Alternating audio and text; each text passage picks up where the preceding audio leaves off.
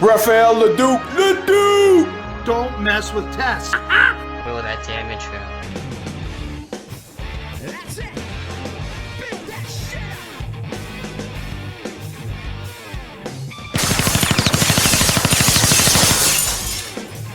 Now take it down. Are you ready?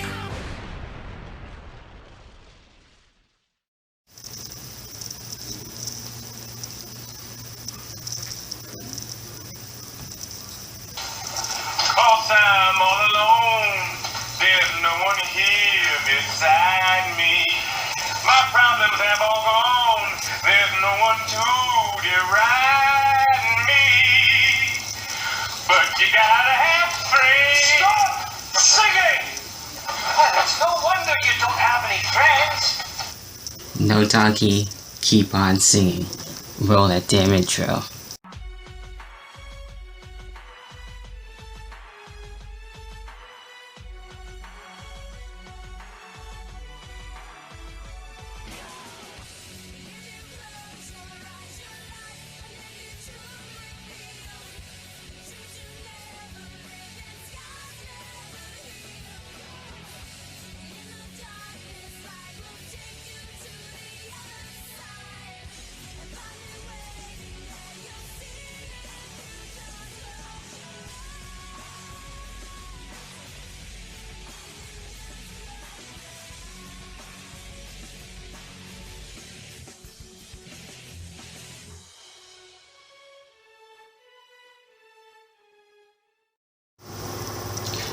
Alright, with all that hoopla that's been going on, it's only right that I wear this shirt for my WWE TLC Tables, Ladders, and Chairs 2017 pay-per-view predictions and my preview, my thoughts and opinions, and with everything that's going on with basically Levi just going crazy and just jumping off and breaking beds. And with that, we got Leduc not really seeming too much of a madman and making him feel like the nice guy and actually getting everybody together and making sure things are okay. What is going on? To Simon just going, well, broken, and Chris too busy to give a fuck. And for me, just here, just waiting to have something to go for, I guess, if you want to put it that way, and just here by myself. But I am alone, but not alone completely, because I have the tender love and care for the TLC. And, you know, with all seriousness, besides that, with all the drama and everything that's been really going on, I got the match listings and everything right here and stuff. And, you know, with that being said, pun intended, I guess, you know, I know WWE has been sucking as of late, and one of the main things, of course, has been the booking. And as of right now, I'm just taking the red thing for myself, just to really make it as, you know, funny things to be happening for me, to take it as a joke, I guess, and, you know, put somewhat of a positive spin on it, but you can't really do that, unfortunately.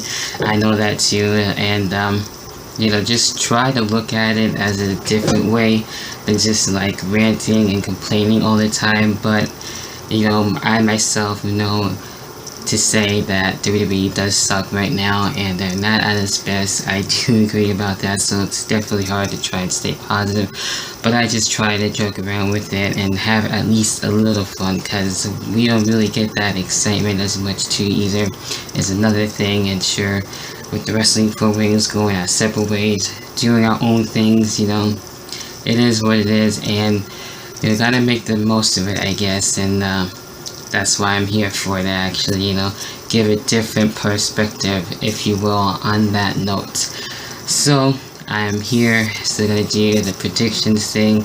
We'll see how long that's gonna go, but at times I feel like I don't feel like doing them, because, you know, with that being said, on top of that, again, you know, just the pay-per-views now are just getting longer and everything, so sometimes, you know, they actually end up being either a 2-match show or a 1-match show, and it's not really all that worth it and the shows basically are feeling the same, whether it be the main roster, like basically having Raw and SmackDown, and then when you get to the pay-per-views even feel the same, and then when you get to, you know, the following week, you get to see the rematches from the pay-per-views. It's just really one big fucked up mess when you think about it. So gonna go ahead and go on with this, and we'll see what happens. But I got all the match listings from CBS on my phone. I'm using a tablet for this because I don't know why when I use the cell phone and the quality just makes the lighting seem a lot more darker when I had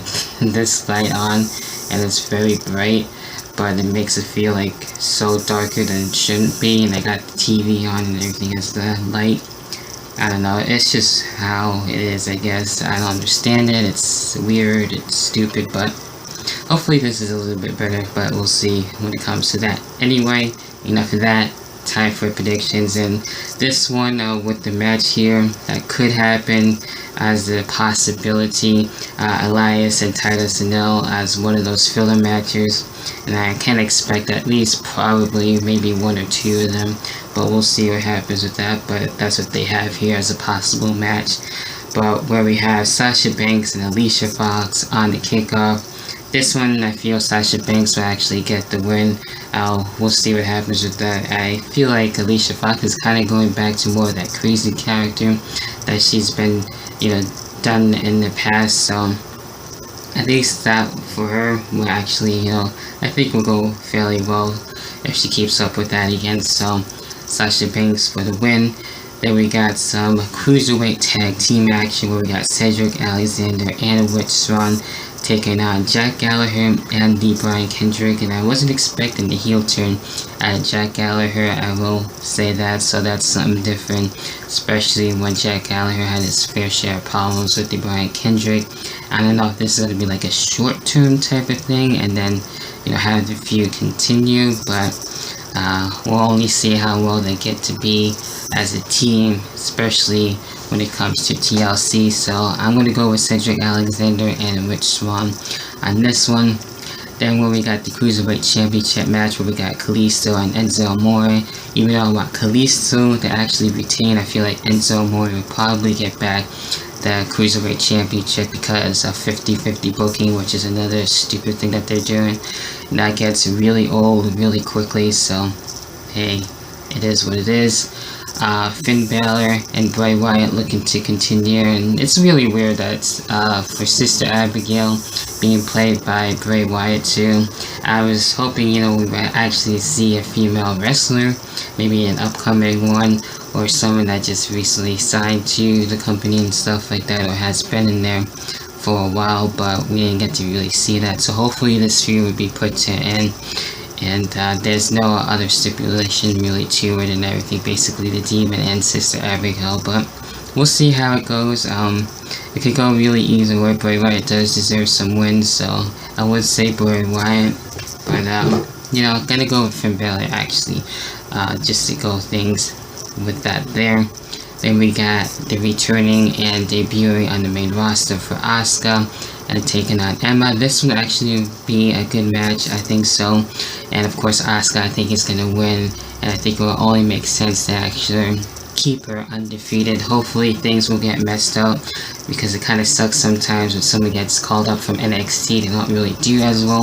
But for Asuka, I like how they've been promoting her as of late with the video packages. We don't get to see that as often. We don't get to see that a lot actually, like we used to when somebody would actually return or debut. We would see like a video package for like a good couple of weeks or so, depending how they would do that, and then they would debut. So I'm going with Asuka, and nobody is ready for Asuka on that. And then we get into, yes, the Women's Championship match, which I'm looking forward to. Alexa Bliss and Mickie James. And with this one, yeah, of course, obviously, I'm a Mark, and I'm going to go for Mickie James to give it on that. And I just can't help myself from going for the favorite on for lucky number 7 for Mickie James getting the Women's Championship.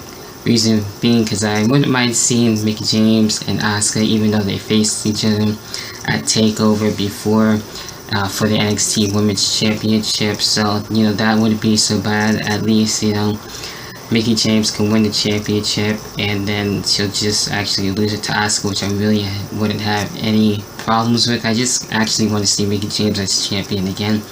That's just me being a fan. I can't help it. It is what it is. There you go. There we get into basically the main event, where we have the tables, ladders, and chairs. There's no any other stipulations for any of the other matches.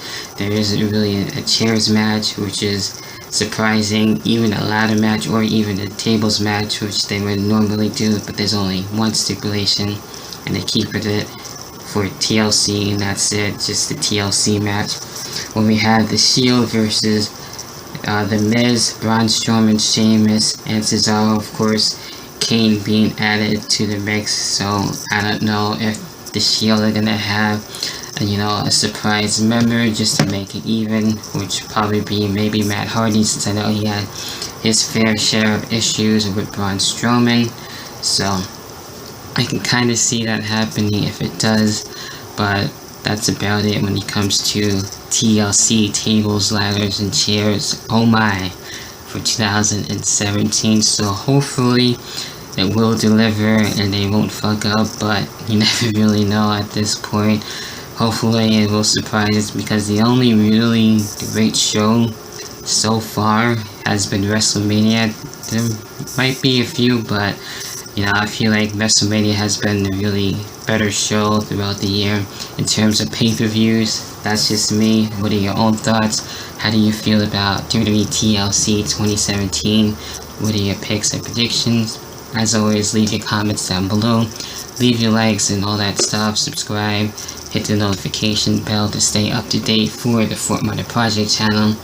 And until then, and only then, I will catch you guys in the next video, whatever the hell the next video may be. So no worries on the drama and anything and everything else. There you go. So everything's all set, everything's all good. That actually dope weekend set, so probably look out for that when Brother Chris comes around for some interesting videos. So we'll see about that if that does happen, but I'll catch you guys in the next video, whatever the hell the next video may be. Peace. See you then.